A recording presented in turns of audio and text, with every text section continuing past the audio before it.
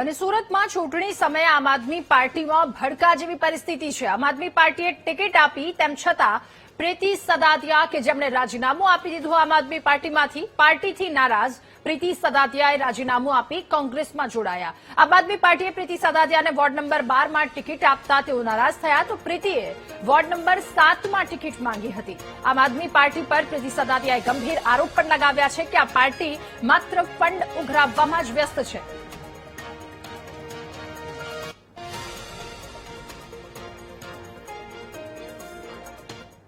તો આમ આદમી પાર્ટીએ સારા નહીં પરંતુ મારા લોકોને ટિકિટ આપીને આ લોકો સારા લોકો સાથે દગો કર્યો છે।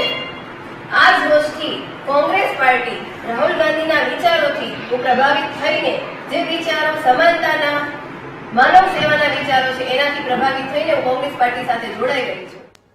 ત્યારે આમ આદમી પાર્ટી ફંડ ઉઘરાવવામાં વ્યસ્ત છે અને ગમતા લોકો મારા લોકો કે જેમને સ્થાન આપવામાં આવે આવા ગંભીર આક્ષેપ પ્રીતિ સદાતિયા કે જેમના દ્વારા લગાવવામાં આવ્યા છે।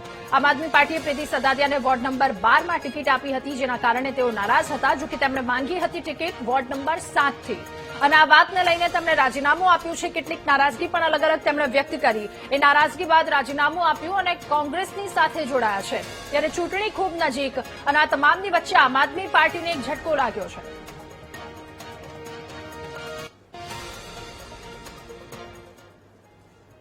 અને સુરત બાદ વાત